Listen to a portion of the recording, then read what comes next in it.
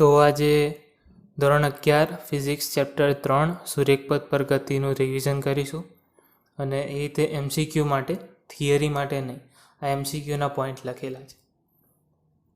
તો પહેલો પોઈન્ટ છે પથ લંબાઈ અને સ્થાનાંતર વચ્ચેનો ફરક. આકૃતિ પરથી દેખાય છે કે આ માર્ગની લંબાઈ એની પથ લંબાઈ કહેવાય, જે અને આ સીધી રેખા અંતિમ અને પ્રારંભિક અને અંતિમ બિંદુ વચ્ચે જે સીધી રેખા બને એનું સ્થાનાંતર થાય. પથ લંબાઈ હંમેશા સ્થાનાંતર કરતાં વધારે અથવા સરખી હોય. જ્યારે પદાર્થ સીધી રેખા પર જ ગતિ કરતો હોય તો એ જ એની પથ લંબાઈ અને એ જ એનું સ્થાનાંતર. સરેરાશ ઝડપ એટલે કુલ પથ લંબાઈ ભાગ્યા કુલ સમય. સરેરાશ વેગ એટલે કુલ સ્થાનાંતર ભાગ્યા કુલ સમય. ઝડપ અદિશ રાશિ છે, વેગ સદિશ રાશિ છે, પથ લંબાઈ અદિશ છે જ્યારે સ્થાનાંતર સદિશ છે. બરાબર. પછી ત્રીજો પોઈન્ટ v =dx/dt આ ઇન્સ્ટન્ટેનિયસ ફોર્મમાં છે, અને બીજું સરેરાશના ફોર્મમાં Δx/Δt લખાય. હવે જે સરેરાશ પ્રવેગ છે એટલે Δv/Δt, એને ઇન્સ્ટન્ટેનિયસ ફોર્મમાં લખવું હોય તો a = dv/dt. બીજું લખાય કે d2x/dt², એટલે x જો tના ટર્મ્સમાં આપ્યો હોય તો એને 2 વખત વિકલન કરો tની સાપેક્ષે તો પ્રવેગ મળે, 1 વખત કરો તો વેગ મળે. હવે એનો બીજી રીતે લખાય કે v dv/dx. આ યાદ રાખવાનું કે એને આ રીતે લખાય, ડેરિવેશન કરાવતો નહીં અત્યારે. ચોથો પોઈન્ટ છે v વર્સિસ t ગ્રાફ આપ્યો હોય તો એનું ક્ષેત્રફળ આપણને સ્થાનાંતર આપે. અહીંયા માનીને ચાલીએ કે આ વેગ છે, જો આની જગ્યાએ ઝડપ આપી હોય તો સ્થાનાંતર નહીં પણ શું આપે, પથ લંબાઈ, અને એનો ઢાળ આપણને પ્રવેગ આપે dv/dt. એ તો ખબર હશે કે ઢાળ બરાબર dy/dx. અહીંયા y તરીકે v છે અને x તરીકે t છે, એટલે dv/dt બરાબર પ્રવેગ, એનો ઢાળ બને આ ગ્રાફનો. હવે એ અને ટીનું ક્ષેત્રફળ, એ વર્સિસ ટીનો ગ્રાફ એનું ક્ષેત્રફળ આપણને વેગ આપે, ઝડપ નહીં. ઢાળ કશું ના આપે કારણ કે એવી કોઈ ક્વોન્ટિટી હોતી નહીં da/dt કરી. એક્સ અને ટીનું ક્ષેત્રફળ કશું ના આપે પણ ઢાળ આપણને વેગ આપે. અને અહીંયા વેગ જે એ વર્સિસ ટીમાં વેગનો ફેરફાર આપે. નાની નાની વસ્તુઓ છે, કદાચ MCQમાં પૂછાઈ જાય તો. પાંચમો પોઈન્ટ છે યુનિફોર્મ એક્સેલરેશનના સૂત્રો છે નિયમિત પ્રવેગી ગતિના. તો 3 સમીકરણ છે, v = u+at, s = ut+12at², v² - u²= 2as. આ સમજાવવાની જરૂર નહીં. છઠ્ઠો પોઈન્ટ છે સ્ટોપિંગ ડિસ્ટન્સ. સ્ટોપિંગ ડિસ્ટન્સ એટલે કોઈક પદાર્થે ગતિ t = 0 સમયથી ચાલુ કરી v વેગથી. આગળ ધારો કે એને બમ્પર કેવું કશુંક દેખાયું તો એવો ત્યારથી બ્રેક મારવાનું ચાલુ કરશે, એટલે પ્રતિપ્રવેગ થશે, અને જે જગ્યાએ જઈને ઊભો રહેશે t સમયે ત્યાં સુધીનું એનું અંતર એ એનું સ્ટોપિંગ ડિસ્ટન્સ. હજુ આવે રિએક્શન ટાઈમના દાખલા. એક ઉદાહરણ આપું કે રિએક્શન ટાઈમ t = 0, એને આગળ ધારો કે રસ્તામાં કોઈક વસ્તુ આવી ગઈ એને તો જ્યારે એણે એ વસ્તુ જોઈ પછી એનો રિએક્શન ટાઈમ આપ્યો હોય, ધારો કે 2 સેકન્ડ એનો રિએક્શન ટાઈમ છે. તો એવો બ્રેક મારવાની ચાલુ 2 સેકન્ડ પછી કરશે. એનો રિએક્શન ટાઈમનો અર્થ જ એ થાય કે એણે એક્શન કેટલા સમય પછી લીધું. તો 2 સેકન્ડ પછી એણે એક્શન લીધું એટલે રિએક્શન ટાઈમ 2 સેકન્ડ, અને ત્યારથી આપણે એને પ્રતિપ્રવેગ આપવાનું ચાલુ કરવાનો. આવો કોઈક દાખલો હોય તો t = 0 થી પ્રતિપ્રવેગ આપવાનું ચાલુ નહીં કરી દેવાનો, તો જવાબ ખોટો આવશે. જનરલી આવા દાખલા સ્કૂલની પરીક્ષામાં નહીં પૂછાતા એટલે આમાં પોઈન્ટ નહીં લખ્યો. અને સ્ટોપિંગ ડિસ્ટન્સ એટલે આપણે પહેલાં સૂત્રમાં મૂકી દઈએ, ત્રીજું સમીકરણ એનું, તેમાં અંતિમ વેગ 0 કારણ કે ત્યારે પદાર્થ ઊભો રહે, u પ્રારંભિક વેગ, s આપણે જોઈએ છે એટલે -u²/2a. હવે અહીં તો માઇનસ આવે છે પણ પ્રતિપ્રવેગ છે ને, પ્રતિપ્રવેગ એટલે પ્રવેગનું મૂલ્ય ઋણ, પ્રતિપ્રવેગ માઇનસ ઉડી જાય અને ડિસ્ટન્સ ધન આવશે. 7મો પોઈન્ટ છે સાપેક્ષ વેગનું VAB, અને અહીં જે લખ્યું છે એની સાપેક્ષે બીનો વેગ એ ખોટું છે. બીની સાપેક્ષે એનો વેગ આવી રીતે વંચાય. હું નોટ્સમાં સુધાર દઈશ. બીની સાપેક્ષે એનો વેગ, જે આ અહીં લખ્યું હોય એની સાપેક્ષે, અને આનો વેગ શોધવાનો. અને પ્રૂફ એ આપી દો કે આપણે નહીં કહેતા કે ધારો કે કોઈ એક પદાર્થ છે એનું ગ્રાઉન્ડથી કેટલું વેગ થશે, આ રીતે લખીએ તો ગ્રાઉન્ડની સાપેક્ષે એનો વેગ. તો એ જ રીતે પ્રવેગનું AB તો બરાબર AA માઇનસ AB. 8મો પોઈન્ટ તત્કાલીન વેગ બરાબર તત્કાલીન ઝડપ થાય. વેગ અને ઝડપ વચ્ચે ફરક એવો છે કે વેગ સદિશ છે જ્યારે ઝડપ અદિશ છે. પહેલામાં કુલ પથ લંબાઈ આવે જ્યારે પહેલામાં કુલ સ્થાનાંતર આવે. પણ જ્યારે તત્કાલીનની વાત છે, તત્કાલીન એટલે આખો ધારો કે પથ છે એમાં કોઈ એક પર્ટિક્યુલર ટાઈમે એનું તત્કાલીન હોય, ત્યારે ઝડપ અને વેગ બંને સરખા જ હોવાના, કારણ કે ત્યારે થોડી તમે એ પર્ટિક્યુલર પોઈન્ટ દિશા જોવા જવાના. એટલે કદાચ MCQમાં પૂછાઈ જાય તો તત્કાલીન વેગ બરાબર તત્કાલીન ઝડપ થાય. હવે 9મો પોઈન્ટ, હા, તો ધારો કે આવો કોઈ ગ્રાફ છે તો એની ઉપરનું જે આ જે ક્ષેત્રફળ મળ્યું એ ધન અને આ મળ્યું એ ઋણ. હવે ઋણ મળ્યું અને અહીંયા V લખ્યું છે, શું સમજો તમે? આ વેગ છે કે ઝડપ? ઝડપ ઋણ ના હોય, વેગ ઋણ હોઈ શકે. ઝડપ કેમ ઋણ ના હોય? તો ઝડપ બરાબર શું કીધું હતું? પથ લંબાઈ ભાગ્યા સમય. પથ લંબાઈ ભાગ્યા સમય. પથ લંબાઈ ઋણ હોય ના હોય? પદાર્થ ગમે તેવો આમ ગોલ ફરી આવું ફરીને પાછો કેમ ના આવી ગયો? તો વેગ ભલે ઋણ થશે પણ ઝડપ નહીં, કારણ કે પથ લંબાઈ તો છે, સ્થાનાંતર 0 થશે. એટલે આ ઋણ છે એટલે એનો મતલબ કે આ વેગ આપ્યો છે. આ પોઈન્ટનો અર્થ તો કહેવાનો તો એ જ હતો કે ઉપરનું આપણે ક્ષેત્રફળ ધન લેવાનું, નીચેનું ઋણ લેવાનું. હવે જ્યારે આવો ગ્રાફ આપીને પૂછ્યું હોય કે અંતર શોધો, સ્થાનાંતર શોધ્યું હોય તો આ જે ક્ષેત્રફળ મળ્યું એમાંથી આને બાદ કરી દેવાનું, એનું સ્થાનાંતર થશે. પણ જ્યારે ઝડપથી કીધું હોય કે અંતર શોધો તો આનો એ ગ્રાફ લખી જ દઉં જોડે કે ધારો કે ઝડપ આપી હોય તો આ રીતનો થશે. આ જેટલો ભાગ નીચે છે એટલો ભાગ ઉપર આવી જશે. ઇંક બદલી દઈએ. હા, જેટલો ભાગ નીચે છે એટલો ઉપર આવી જશે. ગ્રાફ આવડવા જરૂરી છે. અત્યારે તો નહીં લાગે જરૂરિયાત, પણ MCQ જ્યારે JEE ન કરશો તો ગ્રાફ ખાસા જરૂરી છે આવડવા. તો આને ઉપર લઈ લેવાનો એટલે આ બંનેનું ક્ષેત્રફળનો સરવાળો અંતર મળી જાય. 10મો પોઈન્ટ છે અચળ પ્રવેગી સુરેખ ગતિમાં nમી સેકન્ડે કાપેલું અંતર. સૂત્ર થશે u + a/2 2n - 1. સાબિત નહીં કરતો, પણ સાબિત કરવું હોય તો કોઈ પણ 2 સેકન્ડ આખો પથ છે ધારો કે t સેકન્ડ સુધી, અને અહીંયા 2 અને 3, તો અહીંનું સમીકરણમાં મૂકવાનું 3 સેકન્ડ સુધીમાં કાપેલું અંતર એટલે આટલું થશે, અને 2 સેકન્ડ સુધી કાપેલું અંતર એ બેને બાદ કરી દેવાના એટલે આ બીજી સેકન્ડે કાપેલું અંતર મળી જાય. આ જે અંતર છે એ બીજી સેકન્ડે કાપેલું કહેવાય, એવું ના કહેતા કે ત્રીજી સેકન્ડે કાપેલું અંતર. પછી 11મો પોઈન્ટ, તો x વર્સિસ t નો ગ્રાફ આવો આપ્યો હોય એકદમ સુરેખ આડી, તો એ સ્થિર પદાર્થ છે, કારણ કે એનું થતું જ નહીં સ્થાનાંતર ત્યાંથી. પછી આ ગ્રાફ છે નિયમિત ગતિનો, ધન વેગી ગતિનો, અચળ વેગ એટલે એનો પ્રવેગ 0 છે. આ ગ્રાફ છે ઋણ વેગી નિયમિત ગતિ. પછી આમાં એક્સેલરેશન 0 થશે કારણ કે વેગ અચળ છે.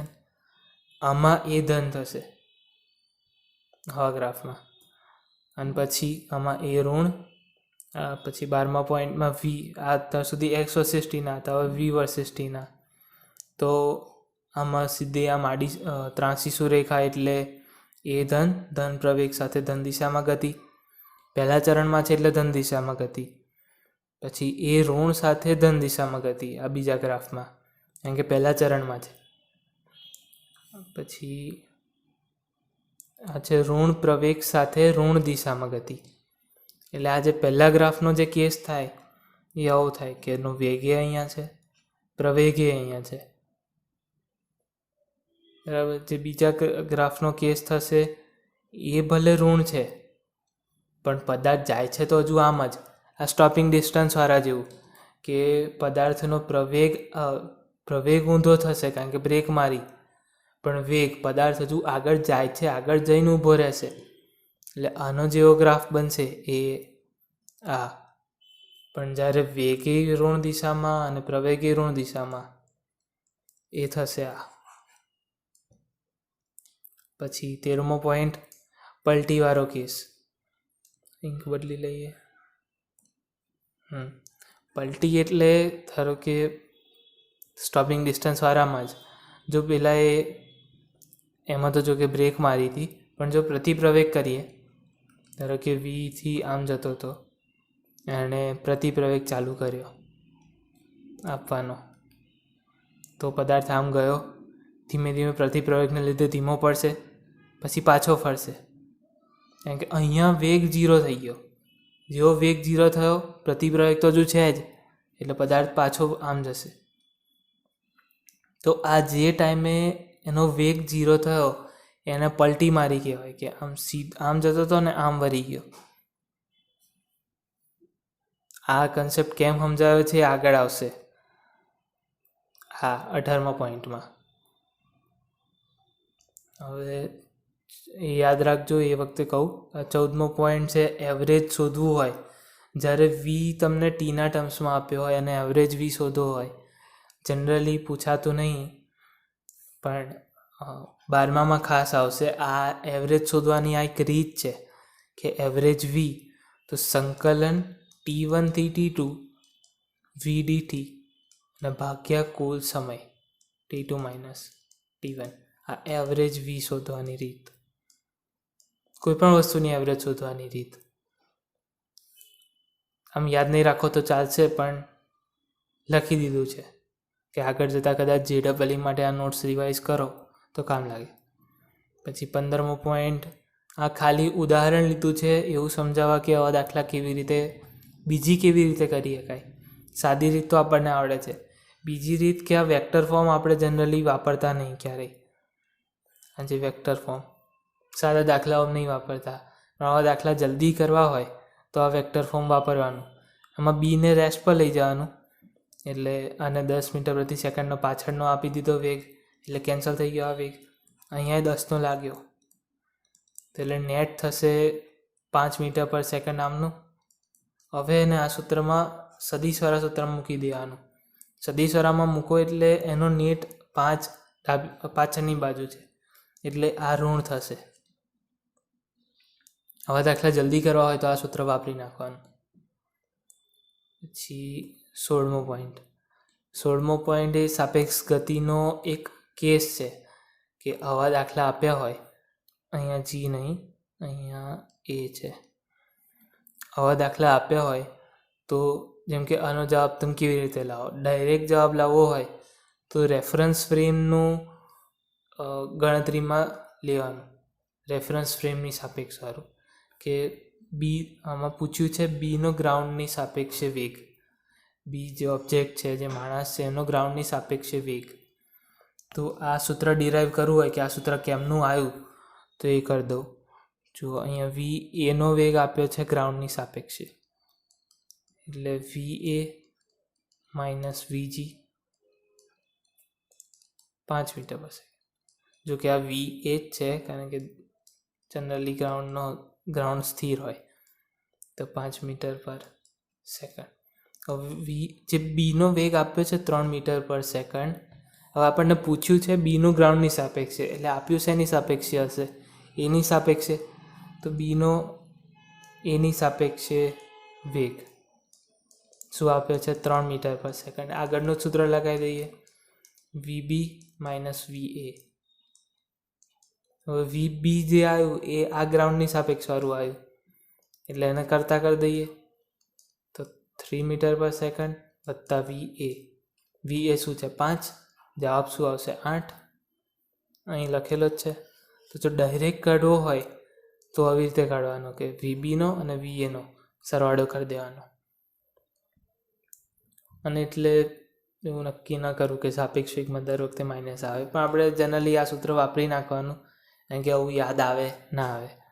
17મો પોઈન્ટ, આ એક MCQ હતો કે દડો સમાન ઊંચાઈએ રિબાઉન્ડ કરે તો એમનો ગ્રાફ કેવો થશે. તો મેં યાદ રાખવા માટે પોઈન્ટ લખી લીધો છે કે અહીંથી જ્યારે છોડ્યો, મુક્ત પતન કરાયું, ત્યારે એનો વેગ 0 હતો, t બરાબર 0 એ 0. ધીમે ધીમે એનો વેગ ઋણ દિશામાં વધ્યો, પછી જેવો અથડાયો, અત્યાર સુધી ઋણ હતો, જેવો અથડાયો એવો એનો વેગ ધન દિશામાં થઈ ગયો, એટલે તરત ઉપર, એટલે ડિસકન્ટિન્યુઅસ ગ્રાફ આવશે, તરત ઉપર, અને ધીમે ધીમે એનો ઓછો થયો, એટલી ઊંચાઈએ આવીને અટકી ગયો. હવે 18મો પોઈન્ટ, જે હું આગળ કહેતો હતો પલટીવાળો કેસ. આવા દાખલામાં આવે જેમ કે x બરાબર 2 + 8t - 4t², આમાં કર્ણે 2 સેકન્ડમાં કાપેલું અંતર શોધો, આવું પૂછાય તો ડાયરેક્ટ t બરાબર 2 અને t બરાબર 0 અને બાદબાકી કરી નાખો, એવું ના ચાલે. કે આમાં એ લોકો પૂછતા જ એ રીતે હોય, કારણ કે પલટીવાળો કેસ એને આવડે છે કે નહીં એ જોવા માટે આવો દાખલો પૂછતા હોય. તો પહેલાં જોવાનું, એવું કેવી રીતે જોવાનું, તો v0 થવો જોઈએ. પલટીવાળા કેસમાં શું થતું હતું કે અહીં જ્યારે ફર્યો ત્યારે અહીંયા v0 થતો હતો. તો આપણે એ જ શોધી લેવાનું કે આ જે x અને tનું રિલેશન આપ્યું છે એમાં કયા સમયે v0 થાય છે. જો આપણને 2 સેકન્ડના ગાળામાં પૂછ્યું છે તો એના પછી કદાચ 0 થતો હોય તો કોઈ વાંધો નહીં, તો ડાયરેક્ટ કિંમતો મૂકીને જવાબ આવી જશે. પણ જો એની વચ્ચેનામાં ક્યારેક 0 થઈને પાછો ફરતો હોય, જેમ કે આમાં તકલીફ એ થાય કે પદાર્થનો માર્ગ આવો છે, t બરાબર 2 સેકન્ડે અહીંયા અહીં પહોંચ્યો, t બરાબર 0 અહીંથી ચાલુ કર્યું હતું. હવે આપણે ડાયરેક્ટ મૂકી દઈએ તો એ તો સીધું આ જ અંતર બતાવી દેશે, એટલેથી આટલું, અને જવાબ ખોટો. અસલમાં આપણને પથ લંબાઈ પૂછી છે તો આખાનો જોઈએ, એટલે પલટીવાળો કેસ જોવાનો. v બરાબર 0 કઈ થાય છે, આમાં કઈ થાય છે 8t બરાબર 0, 8t બરાબર 8, t બરાબર 1 સેકન્ડે 0 થાય છે, જે અહીં ગ્રાફમાં દોર્યું છે. આવું ગ્રાફે દોરી દેવાય.